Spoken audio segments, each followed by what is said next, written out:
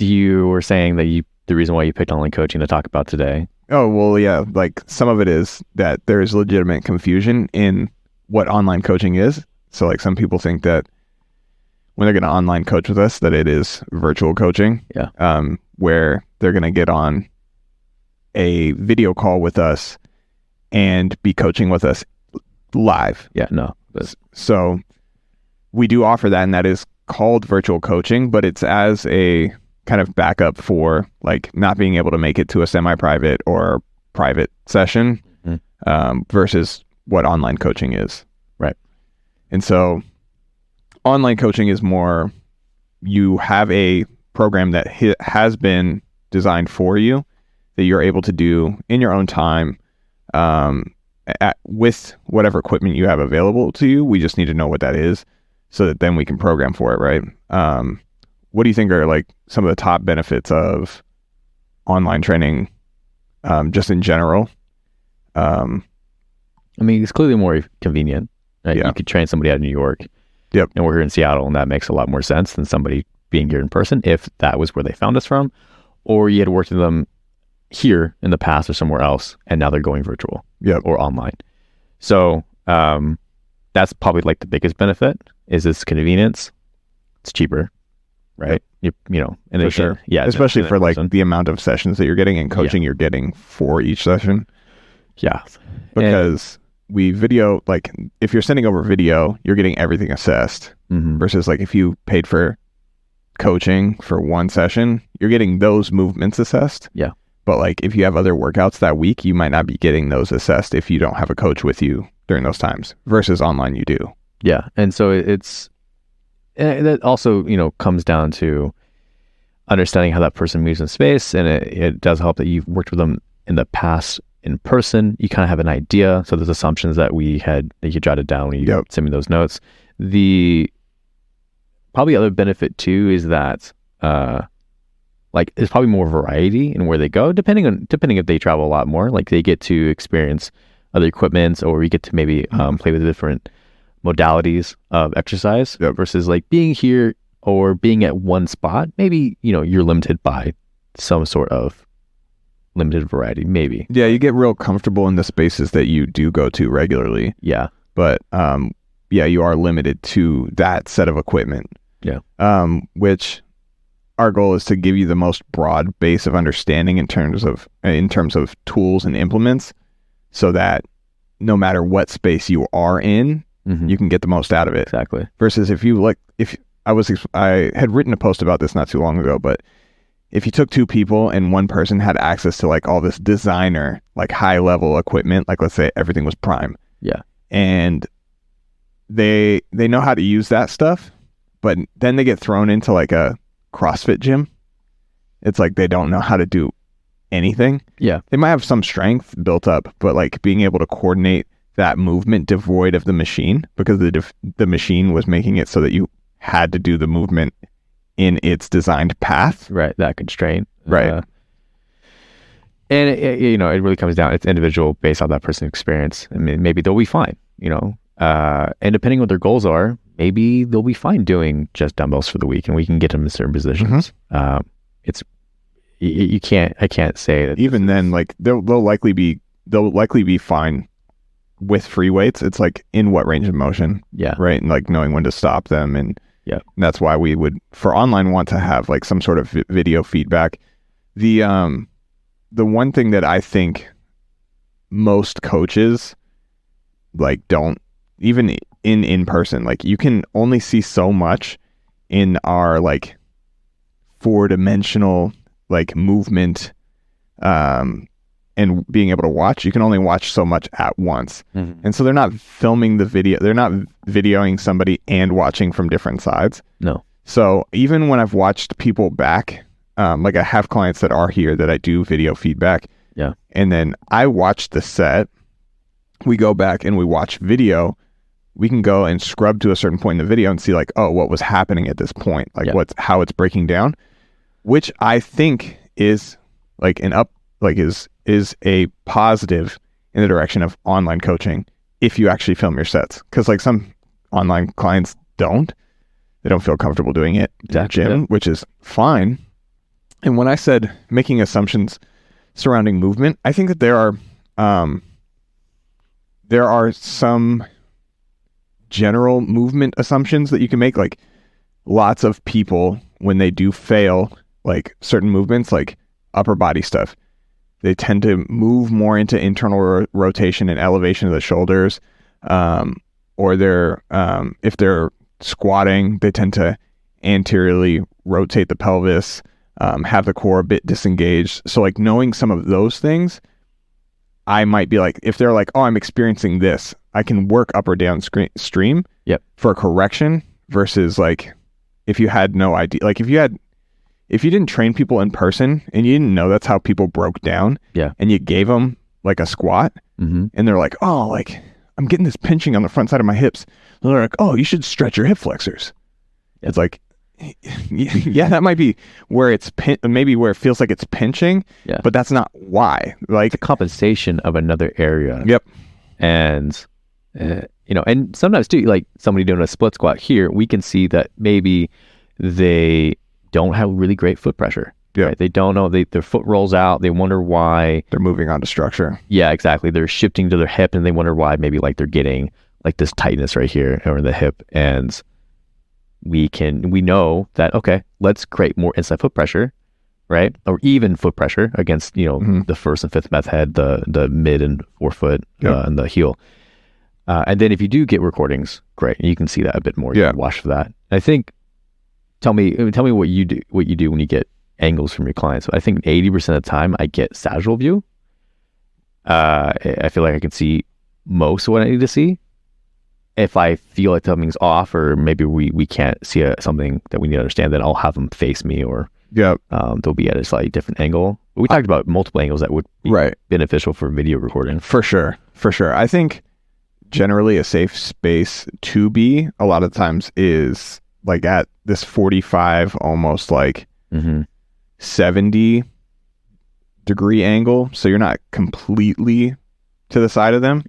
Because if you watch something and you're only on the side of them, you miss everything through the frontal plane. Exactly. Right. So I want to be able to see some of that. And frontal plane, for those of you that aren't sure or don't know what that is basically if you were standing and we were facing each other, like it would be you lifting your arms off your side, or taking a step to your left or to your right, or lifting your leg up to your left or your right, your arms, legs, like up to your left or right, that direction. So off to your sides versus forward and backward. Sagittal would be forward and backward. Frontal is kind of like up and down from the sides. And then last would be rotation, or the transverse plane. And these also can be referred to as X, Y, and Z, but you can think of it like cartwheel versus like somersault. For sure. Just rotating. And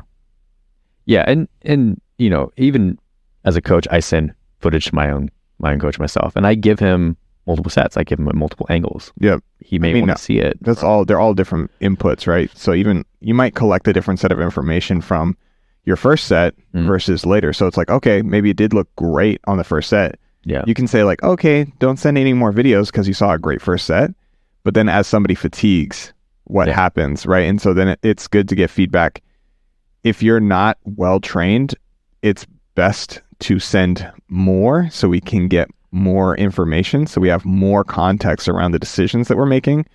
Because us as coaches, we can make certain assumptions about what might be happening in training, but only so much, right? And so the more information that we have and the more context we provide, the more the information that we give you actually makes a difference in your experience. I mean, just 2 days ago, I sent 2 different sets of that 45 kind of 70 degree angle of my flat bench press. And I knew I needed to tuck my elbows more. I needed to get my wrist a bit more straight and my hand pressure a little bit more even. But even then, Baxter, of course, he's like, yeah, your right side is like tilting in towards you. So fix that guy, work on that. And you don't see it right away because there's so much going on. He knows what to look for. And just like every other coach does. And you start to send, the more you send, the more you have the opportunity to find what's starting to break down. Absolutely. And then there are certain things that I had mentioned in terms of like with beginners, and a lot of people don't want to train beginners online because I feel like it feels like there's so much information that you have to deliver in order for somebody to execute something properly. So I've gone as far as now with my online coaching, I have the sets, the reps, the tempo, the rest period, the target muscles, the intent. So like some people will put all of these things, put the loads and constraints in place, but not tell somebody what the intent of the exercise is. Minus like, oh yeah, you're working your quads and we're going to hold it ipsilateral. It's like, okay, well, why? And it's like, okay, well, we want to make it so that when you get to the top of this movement, that we can get a shift away from that hip into the frontal, like in the frontal plane, so that we can get that glute med targeted at the top. Versus if I put glute med at the target and you don't know when. So it's just, you have to provide so much more context to somebody who doesn't know what they're looking for, or just in general. Because like, I mean, how many times have you, I mean, with maybe other coaches that you worked with, been like, what am I supposed to do here?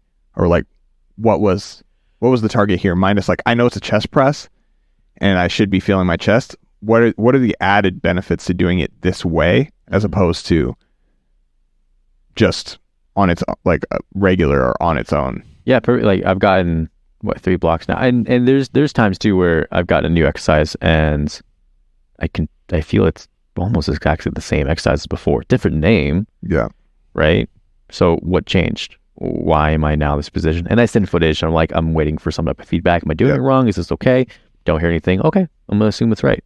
You know. But again, what's the point behind this? And I'll get more specific and ask, which again I think is a good point to be clear in communication, because if things become stale because it's just, or monotone, because okay, great, I do the exercises, maybe I'll get stronger with them, but like, is this really going to get me a bigger chest? Is this going to be able to help me get stronger in certain areas? What's my intent? Right. So if the intent is just to send it, versus if it's like, oh, I'd actually like, yeah, we want this movement to get stronger, right? We want to be able to improve our control over this movement, but it's also like, oh, we want to try to get a bit of co-contraction with your serratus when we're going into your lat pull down, so that we can get some overhead stability. We're just teaching you that in various positions. If you don't know to look for that, it's very easy to just do the lat pull down and just like fucking start cranking away. Yeah. And it's not necessarily guaranteed to happen as a byproduct. So like having that intent gives people something to look for, versus like just being like, here's the exercise, here's a video, and go do it. Yeah. And you could be in a position, let's say we're training the chest. I'm going to put you on the floor because I want you in a constraint. Yes, we're training the pec, but you start to break down at deeper stretches. So I need to put you on the floor. Right. When you have that control, great. That's why now we're going to a bench, because you have the room to move in that space. You also have the control. Right. That's why we're doing this. Right. As like like understanding that at lengthened and shortened end ranges, you're going to have a larger demand for stability at the proximal joint structure. So like for your shoulder, how well are you able to control the scaps as we get into that position? That's likely going to be that main hub for stability that we're going to want to kind of control. Yeah. And if you don't have that, then yeah, having a constraint in place can help. But also knowing what you need to do, even though I'm on the floor, like sure, net, it's more safe. But if somebody's on the floor and still manage to like cram their shoulders up into their ears, that's not a good press. Yeah. Know how to move your shoulder blades down. Know how to move them around the rib cage. Know where to keep tension on the pec, right? We had that conversation, I don't know how long ago this was. Don't bring your dumbbells too close over your chest press. Otherwise, tension will drop off the pec. Yeah, exactly. I had one point. I forgot it. Yeah, it's all good. But yeah, so yeah, I saw something the other day where it's like coaching, like you don't want to overfeed an exercise, of course, but like giving constraints sometimes can be better than certain coaching cues if you're not going to get them in a certain space because of that. For sure. Absolutely.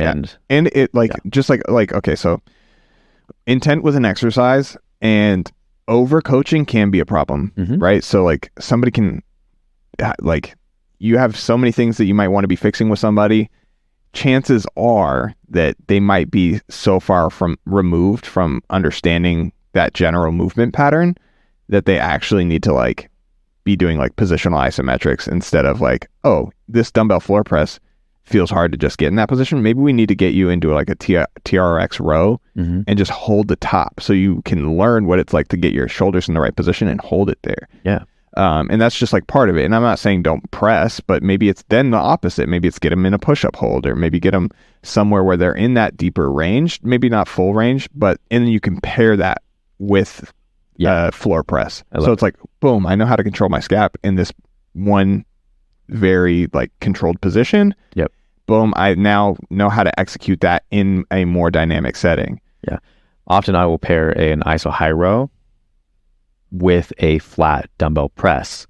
Yep. And I'll pair them back to back. Not as a superset, but they will carry over well. Yep. And they will know how to move through the scap much more efficiently. And it's just... In my head, I call that like violining. Yeah. You're out on one end and you pull back on that same note. Yeah. You move the same... You just...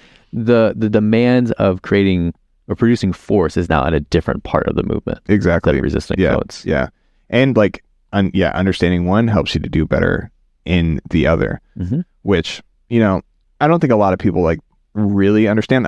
I've now with dumbbell presses, I've been getting more people to be like, hey, actually think about this as a back exercise on the way down. So I don't want you to just let the weights down and try to be resisting it with your shoulders and your chest. Like, because a lot of times like those traps come up and they're just like, they're resisting it from coming down. They're like, no. Yeah. I like to point out the bony site on the shoulders. Like, see how this kind of like falls this way? Yep. That's because you're doing, you're saying hello. Yeah. Trying to hold your phone while you're making a phone call with your shoulder. Exactly. Yeah.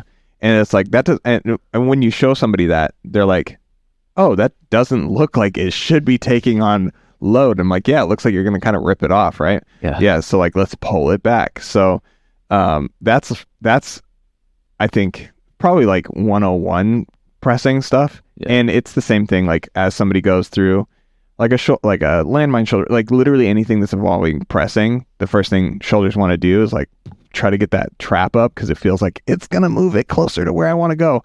Because I feel like the focus early on for people is like, where are these things moving in space? Because that is part of what's going on. It's like, where are these dumbbells? And that's a lot of where the breakdown is where are these dumbbells? So like when people go for the RDL, they're bending over and just getting the dumbbells further down, not necessarily getting a greater stretch on their hamstrings. They're not getting their pelvis to rotate forward more or into greater degrees of flexion.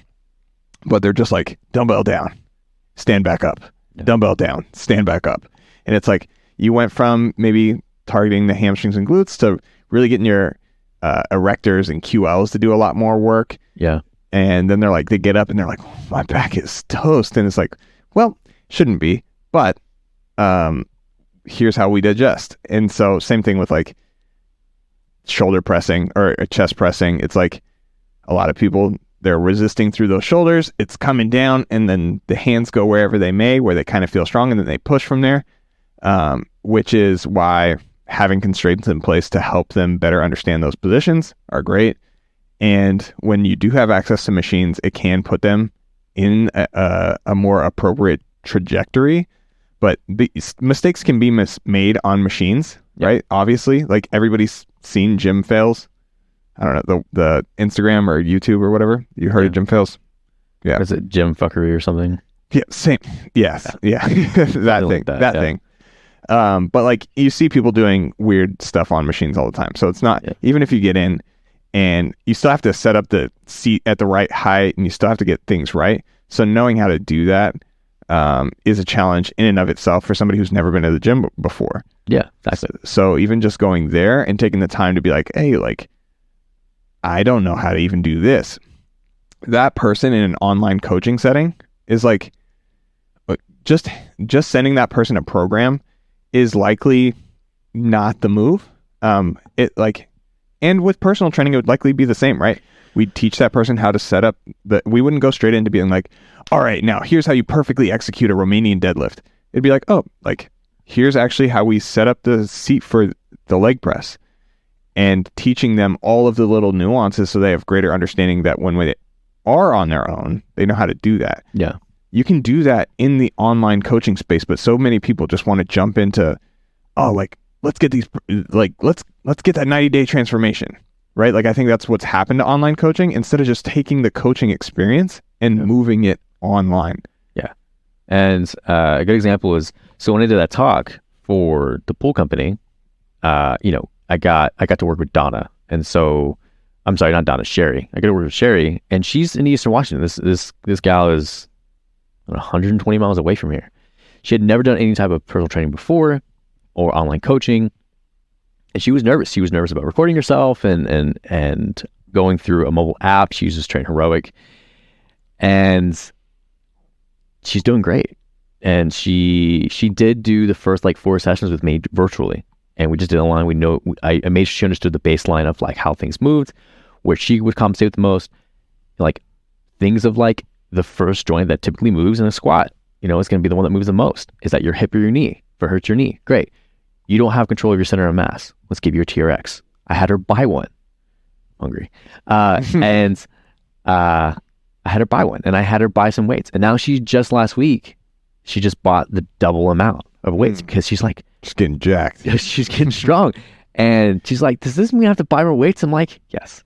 It's my hidden fees. Right. My hidden fees now are people buying new equipment. I mean, good problem to have. Yeah, exactly. Yeah. And her range of motion, her ability to just squat in general is so much better. It's likely changed your life. Yeah, for sure. Yeah. And yeah, that's great. So that's a good example. Just because you're a beginner doesn't mean it doesn't work for you. It's just you have to gotta find the right coach. Yep. You have to be open to learning. Mm-hmm.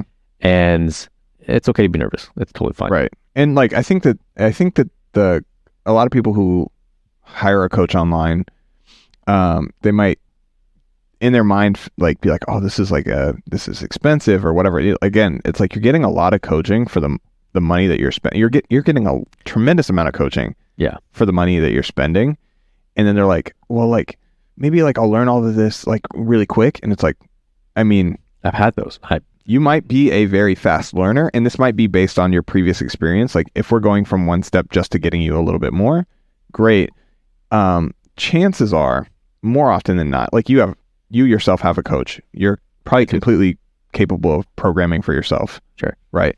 There's a lot of details that go into programming effectively, and to think that I'm going to take the time, every so often to do that for myself, you can do that, right? If you're oh, okay, I don't want to have the added expense of having a coach, you should be learning from that coach constantly. I think when you're no longer learning from that coach, sure, maybe you stop coaching. I think then if your level of interest stops there, then you're free to stop coaching altogether. But let's say there are coaches that could take you to another level. Yeah. And you're still interested in learning more. I think that you should then continue to pursue coaching, but maybe just at a higher level. For sure. And I hope that I'm, in a way, as much as I learn and as I get older, I don't ever really want to be the smartest person in the room. Right. I just don't. There has to be something else I can know. And you forget things along the way. Things become less, more redundant because you find other methods that work better. But again, everything you shove it in your back pocket. That, and it's there's just so many rabbit holes to jump down. Oh gosh. I mean, just research alone, if we start to look at things and be at a deeper level and how they're, applicable, it's just, it's like going on a rant, just silently in your brain as you're looking for things. And it sounded like you're getting to a point of accountability for the client. And so if they don't understand where accountability for them is best suited for in-person or online, it can be a struggle because, and again, Sherry at first, she had no idea. She wasn't sure. And we took it slow and we understood where she needed to learn the first, and she carried on with it. But if you're going into an online setting and you have no experience with the coach whatsoever, or just hire a really bad coach, which there are. There's more than I would like to unfortunately there's more than there are good coaches. But you have to be able to understand where your accountability is. How much help do you need? How do you learn?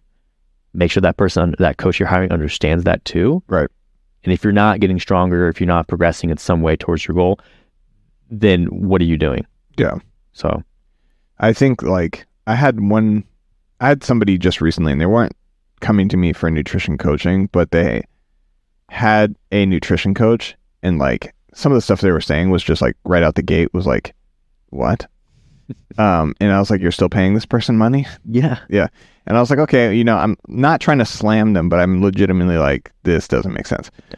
So they're like, what we're going to have you do, you want to lose weight. What we're going to do, you're going to eat mostly meat and veggies, which if we want to lose weight would work.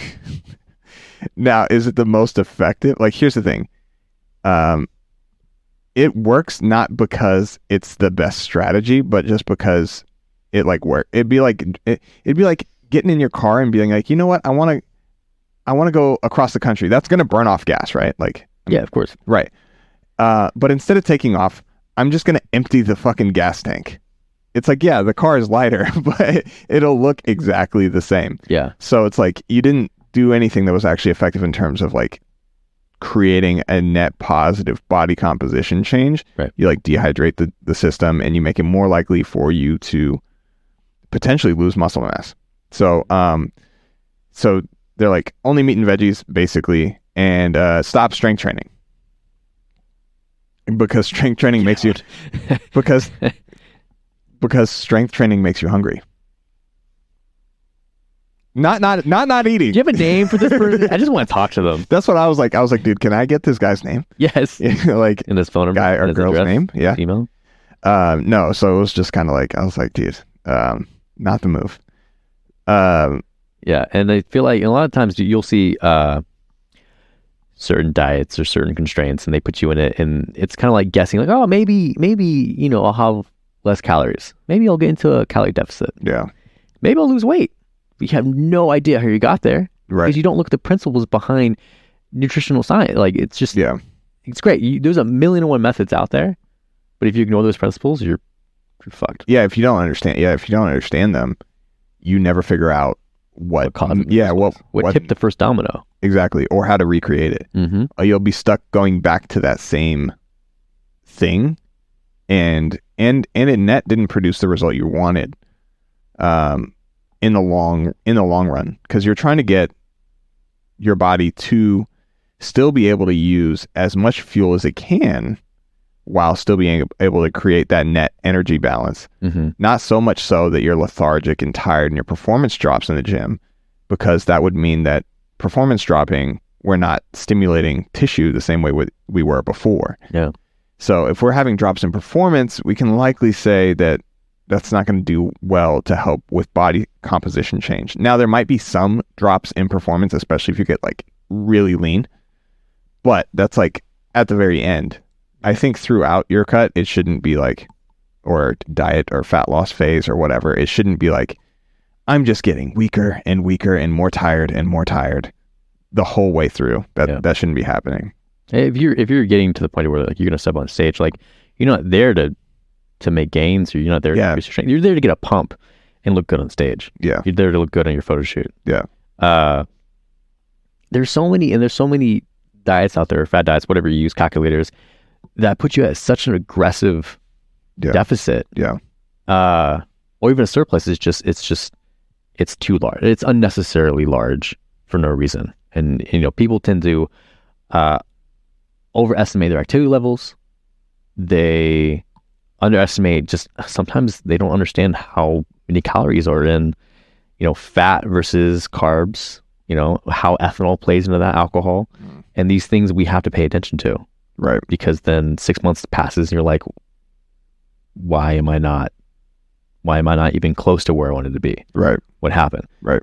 So it's unfortunate. Right. So I think a key part of the online coaching experience is continuing to be educated. So like if you just came for an online coaching program or just to get a program, you should go buy a template, because those are going to be a lot cheaper. Yeah. The whole thing about online coaching is you want to learn. You are having a custom tailored training experience, but it's not just, okay, yeah, we did your assessment and yeah, these exercises work well with your skill level based on where you're at right now. And you're just going to keep, running this, and I'll adjust it and run it and adjust it. Again, like, you want to know like what happened, like and the more that you know about that process, the more it's going to actually aid you in the long run, because your execution of the movements improves, and then your ability to know like, oh, what's happening or troubleshoot issues happens faster. Yeah. And then you don't necessarily need to go to coach right away. You're like, hey, I noticed this, and based on what we did in the past, like I made this adjustment, and I think it worked, right? And then coach is like, oh yeah, that makes sense based on this, that, and the third. Yeah. And so, whereas if you didn't have that, and it's like, oh, like I didn't know what to do, so I just stopped working out that day, or like I just stopped doing the thing, and then they message you later, and they're like, I did nothing. Yeah. I think it'd be a good time to should we talk about how we do weekly check-ins? Sure. How we keep people. Okay. So you kind of know how I do things. Why don't we go over yours? I like to know your check-in process. My process for check-ins, it starts with a Google form. Yep. So like there's a series of questions, basically like how the week went, like how adherent were you to your diet, and it's not that they have a specific diet that they're following, but based on like the constraints that we put in place, be it how we're monitoring food intake, whether it's consistency in the foods that we're eating and portions, or it's macros, any like palm size portion, something like that. I want to know how adherent you were to those principles, and then how frequently did you attend your training? What were your energy levels? Any deviations? What was like your GI or your digestive system? Like, what was the response there? Was any bloating, any stuff like that? I like to know all of that, so I have a series of questions there. And based on what I'm getting back, it's like, oh, dude had turkey that upset his stomach, and then he also noticed that week his motivation to train was down because his energy levels were low. And it's like these all kind of feed into each other, and knowing that that's probably all interlinked, and being like, dude, like, yeah, it makes sense that you'd have lower energy levels based on this gastric distress, which would affect your motivation to train. Like, so it all makes sense. It's not like you're falling out of love with exercise. You just had some bad turkey and it's ruining your life. So like knowing that can also get people to be like, oh yeah, and then like get back on track the next week. It helps them to stay consistent. I have the official check-in, right? But I'm always communicating with my clients. So like if they're sending me videos or they're asking me questions, and it's like, should I be taking this supplement, or should I be doing this exercise, or I saw this thing on the internet. Like, people share memes with me all the time, and I'm like, or like reels that they saw, and they're like, what do you think of this? It's like, a lot of the times I feel like people do it just to poke the bear, like they'll send it to me and I'll be like, what the fuck? I love it. No, when they send it to you and they just put nothing else except thoughts. Yeah, right. Thoughts about what? Right. Yeah. What's being said in the video? Spend all day responding to videos that I send to you. Yeah. Yeah. That's basically how it goes. But this is our life. No, for real. Yeah. What are you getting me started? That's so so I do have that official check-in. And then I do like a Loom recording. So I'll send that back to them based on what I saw. If we're tracking anything like their weights, I'm like letting them know the averages. I'm looking at any deviations to things and how we're doing. And like, it can help answer questions that might have been popping up for them that they maybe didn't vocalize. It can start new conversations. Whereas like what is happening on a day-to-day doesn't necessarily guarantee inspire new thought, which is like, they just want to know the answer to like this thing that's happening right now. Yeah. Versus like when I look at their check-in, we can go a layer deeper. I can peel some things back. Yep. And I'm like, oh, like, do you notice when you do this thing happens, and like making new connections and stuff like that, in terms of like, oh, I never thought that eating bad, turkey would affect my motivation to train, right? Like making that correlation might not exist for some people, right, devoid of the check-in. Right. My check-in's not much different. I don't use a Google form anymore because now everything's in a spreadsheet and a new tab. But aside from that, we go over training, nutrition, recovery, work stress, business, things that we could be looking at that, maybe cause stress in other areas of your life. And thus, it's going to stress you, and training is a stress to begin with. So aside from that, but like Loom videos every single week, if that's how we like to communicate. I even ask them, hey, if there's questions that we need to go deeper into, why don't you record yourself and put it into the Google Drive folder? Because everybody gets a shared folder. They all get multiple folders, resource folder, etc. And every single week it's organized of like my feedback video to you. Great, it's saved. You can look at it whenever you need to in the future. There's sometimes a video from you. If you want to go over something that you just don't want to write out a paragraph inside your check-in, that's cool. Right. Yeah. And those that do progress photos, we put them there. And we can see week over week how things have changed, right? If that's what we're looking at for change. You do progress photos in your check-in? Yes. Okay. Yep. Mine's in a tracker. Yeah, it used to be, and they used to use that same spreadsheet. Yep. And now they just plug them into week 12, right? And they just upload them instead of putting them into the cell of the sheet. And we can just refer back to it if we need to and for whatnot. But I think the biggest thing too is like if we need to go over certain questions and we need to jump on a call, you need to text me during your session so that you're knowing that I'm looking at things on the same time frame. It's like as if I'm there. I'm happy to do that. Yeah. I'll get back to you as soon as I can. Right. If I see it sooner, then cool. I'll get you feedback. Yeah. But especially with somebody who's having like some sort of like pain or like they're trying to navigate pain during a very specific exercise. Yeah.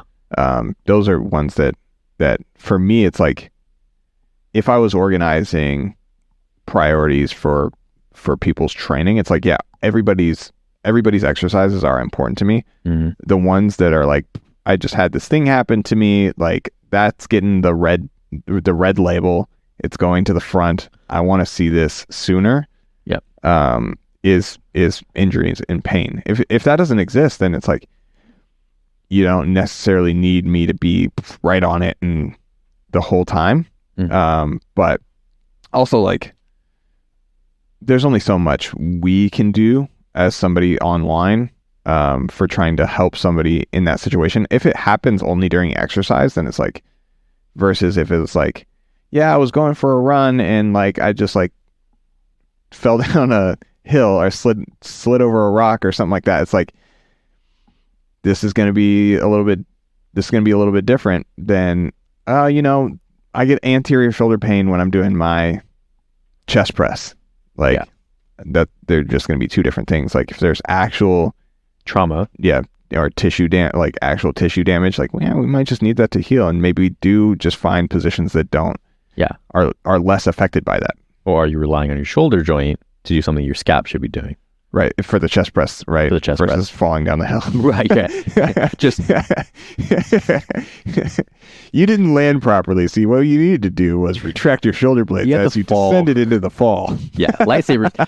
Fall with style, please. Every time. Right. Just tumble. Dude, did I tell you about my one time? So, okay, very early in my training career, back when Bosu balls were popular. Oh, God. Did I tell you about this? This is a great story. Okay. I already know it. So I'm taking over. So the club manager had a client. He's having me take over for this client. And he'd been having him do shit on Bosu balls. So basically all I did was take the program that the club manager was already doing, because I'm not trying to get fired, and do it with this 70-year-old man. He loves balance stuff. He loves yoga. And I hope you're doing well, Tom. And if you're hearing this, probably not. But Tom, I'm going to preface all of this. Tom used to tell me like he'd fallen off of like his motorcycle. He's been like ejected from his motorcycle. He's fallen off of buildings. And he's like, it's all about how you fall, right? And so he's like, all you got to do is like this like little barrel roll thing. And it's like his arms a very specific way. Now, I'm going to tell you about the very unstable surface that I placed this 70-year-old man on. And he's now managed to fall. And it is the slowest fall I've ever seen in my life, because it just felt like everything was moving slower. It's like he's falling. I'm like, fuck, I'm going to lose my job. It's not like I can catch him. He's going already, right? But it was slow. But I was moving slow too. And then he just like kind of like boom, boom, just makes that perfect roll. Dude, it's like this fucking, I was like, dude, he gets up like nothing happened. And I was like sitting there like 20-year-old me just like, he's not dead. He didn't break a hip. He like looks like he's like life alerts are for bitches. Right? Like literally just walks off, like session's over. Yeah. So That's awesome. don't remember why specifically I brought that up, but Oh gosh. it was about falling appropriately. Yeah. All I think is Buzz Lightyear just falling with style. That's literally how he did. Oh god. Yeah. That's awesome. Yeah. I like how 20-year-old you wasn't like the first thought was like, oh no, I'm gonna lose my job, and then slow motion everything. Right. Yeah. He's gonna die. I'm gonna lose my job. I knew I shouldn't have put him on a Bosu ball. But dude, he loved it. Yeah. So yeah. And with that, I think that's probably gonna wrap today. Cool. Yeah. Good chat. Awesome. If you guys have any questions or anything, feel free to check us out. We have I'll include the Instagram links and our website, and on there you can find our emails and other ways to reach out to us. And I'll plug coaching superheroes in here as well, so you can find Tris specifically and bother him. But Awesome. yeah. All right, guys. Thank you.